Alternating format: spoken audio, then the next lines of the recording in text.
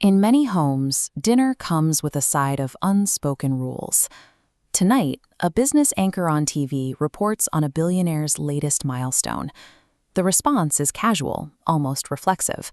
A shake of the head, a comment about that much money, never coming from an honest place.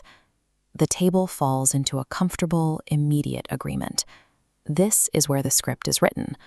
Earning a stable, respectable salary is a virtue, but the active desire for wealth is treated as a warning sign, a signal that you are becoming the kind of person this family doesn't trust.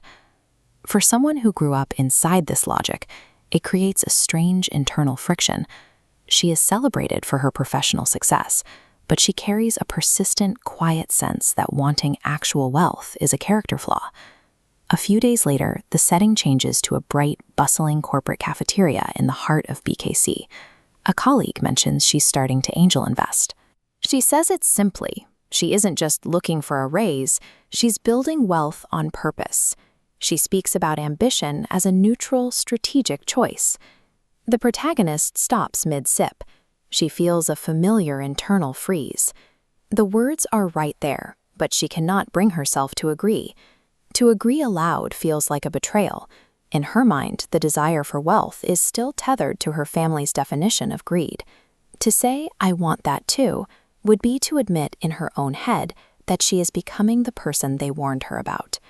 She has the discipline and the income to move forward, but she is managing a subconscious conviction that her ambition and her integrity cannot exist in the same room.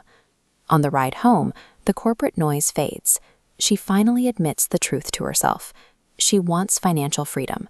She wants leverage. She wants to build something that doesn't require her to be in the office for 14 hours a day. But the thought is immediately followed by a wave of guilt. She is terrified that the more she earns, the further she travels from the person her family considers good. Her financial ceiling is a protective emotional mechanism. It's a wall built to preserve her family's values, even if it means keeping her own life smaller than it needs to be. To understand that wall, you have to look at the memories it was built on. A wealthy relative visiting the house, the heavy watch, the expensive perfume, the air of someone who occupies more space than everyone else. She remembers the good cups coming out, the daily mugs were hidden. The adults put on a performance of forced, overly pleasant smiles, treating the guest with a level of deference that felt unnatural. Then the guest left. The door closed and the tone shifted instantly. The smiles vanished, replaced by a lecture on how money changes people, how those people always forget where they came from. A child doesn't need a lecture to understand tension. She simply observed that wealth made the people she loved act differently, and then make those guests the target of their quiet judgment. Over time, the brain performs a kind of psychological fusion. Wealth and character become a single, entangled concept. Her parents were trying to teach her humility. They were trying to keep her safe from arrogance. But they accidentally taught her to treat wealth itself as the enemy of character. Later, she attends a high society wedding.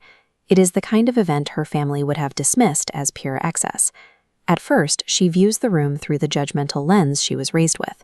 She sees the expensive decor and immediately assumes the people inside are as shallow as the lighting. But as she spends the evening watching the guests, her simple mental categories begin to fail. She notices an arrogant couple, but also an older man warmly thanking the waitstaff. She sees a wealthy woman, elegant and completely grounded. The old rule starts to feel less like a fact and more like a story. She sees a varied spectrum of human behavior existing independently of the room's price tag. This realization doesn't solve everything overnight, but it creates a crack in the foundation. It becomes much harder to believe that wealth automatically corrupts when looking at contrary evidence. Money doesn't create character. It serves a different function entirely. Think of wealth as an amplifier. It takes whatever traits are already present and makes them louder. A generous person with wealth has the capacity to be more generous. An insecure person with wealth may become more controlling. The money isn't changing the person. It's simply giving them a larger stage to act on. The guilt begins to lose its grip. For the first time, her ambition feels clean. She writes a single line in her notebook. "I want to build wealth and remain deeply good." We all inherit rules we never chose.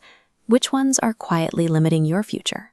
To examine the beliefs you brought home from your dinner table, read The Dinner Table Economy.